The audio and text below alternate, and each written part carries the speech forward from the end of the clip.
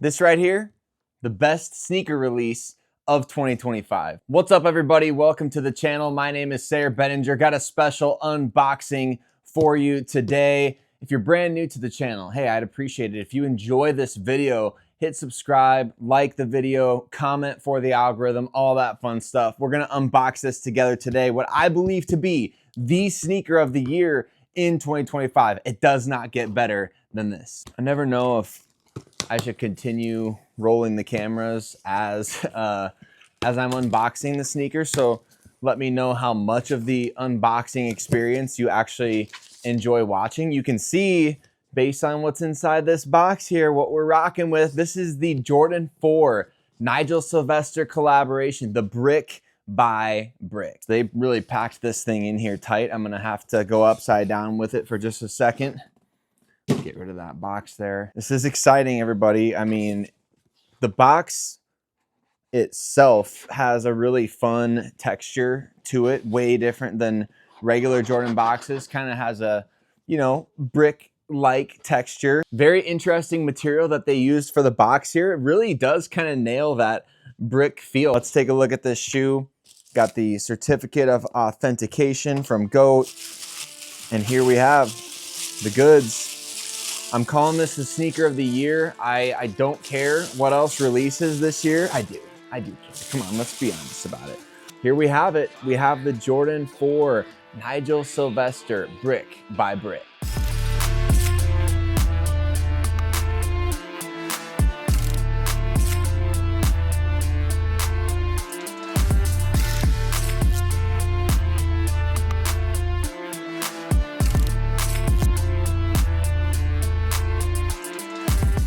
Getting this shoe in hand is a massive W. I did not get these for retail. I paid resale for these, but I figured the resale value of these is only going to continue to go up. When I saw that these were releasing, I knew that I had to get them, had to pick them up, had to be paying the tax. I entered all the raffles that I could for these bad boys and thought, you know what? I'm gonna try as hard as I possibly can to get them for retail, and if it works out, great. If not, I'm gonna be paying the tax, because to me, this is ultimately the sneaker of the year. Really just excited about this sneaker right here. You're getting my raw reaction to this sneaker. Let's talk about the materials on these, because this is premium, okay? I know a lot of people are sticklers when it comes to sneaker YouTube for materials that get used for collaborations or just sneakers in general, and you will not have a better in-hand feel with a Jordan 4 than this. Like, this is it. First of all, it smells really good, and it is just prime all the way around. When you're talking about this lining right here, man, it's just, I can tell you right now, these are going to be comfortable. Perfect contrast of materials. Don't you just love that little, this little detail right here? This little white Nike swoosh is such a cool detail that I really like on the Nigel Sylvester sneakers. Love the bike air on the back. That's a really fun touch, because obviously Nigel Sylvester is a pro BMX bike rider. And these are just absolutely sick. Now, I'm rocking a Denver Broncos hat today to kind of give you a feel for how orange these are, in case you're wondering, like, are those like super orange? What does it look like in person versus this is really orange, obviously, and these are way more red than they are orange. But you can obviously see too, if you look at the tongue of this shoe, the red Jordan logo, it really kind of blends in with the shoe. So these are way more red than they are orange. And I think that they absolutely nailed these. I mean, these gotta go straight to foot, right? We can't linger around any longer. We've got to try these bad boys on. To avoid getting taxed even more than I needed to, I've mentioned in previous videos that I actually wear a half size down from my true to size in Jordan 1s for whatever reason. I have never bought a half size down when it comes to Jordan 4s. So we took a bit of a risk. We went with a size 10 here instead of a size 10.5. So you're also gonna get my raw reaction to my first ever half size down Jordan 4. And what do you know? Absolutely fits perfectly.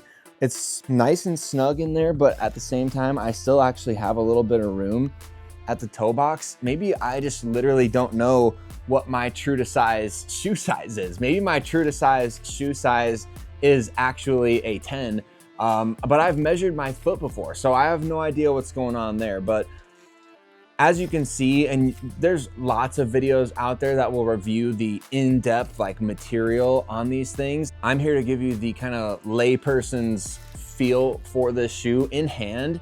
I mean, this is incredible. It's an experience all in itself. Every single bit of this shoe was well thought through, from the back tab to the different, just the variants of materials. There's like this piece right here is almost like a translucent rubber. You can't really see it on the camera, but you can definitely see it in hand. It's not completely clear by any means, but it is translucent, and it's a perfect mixture of different shades of red/red orange to give this shoe a way better. Like when you look at it from far away, it just looks like a kind of a brownish reddish orange shoe. But when you're holding this thing up close and you're looking at all the details and you can feel it in hand, it is premium on top of premium. And like I said, it feels amazing on foot right now. I mean, let me kind of move some stuff around to give you a decent look.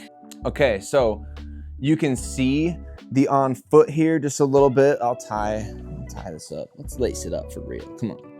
Come on now. Man, these are, I was expecting big. Yeah, I had high expectations for this sneaker, and it is not disappointing. You know what? Let's just throw them both on. Look at that. It just literally slides on the foot. So initial impressions on foot, these are 10 out of 10 comfort wise. If you're grading on a Jordan 4 curve, especially, Jordan 4s are notorious for some pairs being really comfortable in my opinion, and other pairs being like borderline unwearable. I've mentioned in a previous video that what I would consider to be borderline unwearable is the Ama Manier Jordan 4. That is brutal. It's hurt my feet so many times that I've worn it.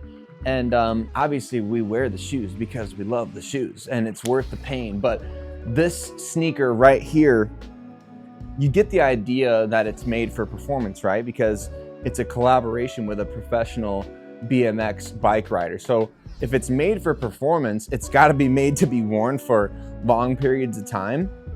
And people aren't going to wear sneakers for long periods of time unless they feel good on the toe. And I'll tell you right now, even going a half size down, this is perfection. This shoe is so good. I'm not gonna sit here and suggest for you to go spend resale on the shoe because prices are outrageous.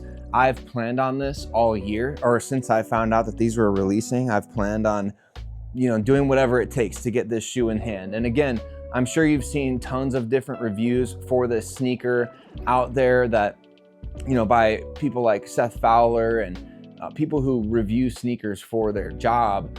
I am doing this because I love sneakers and I have a passion for collecting sneakers. I don't buy every release. I definitely don't pay resale for every release, but I will say, if you are thinking about making one, crazy purchase in the sneaker realm this year, like this is the one that I would get. This is 10 out of 10. I had high expectations coming into this.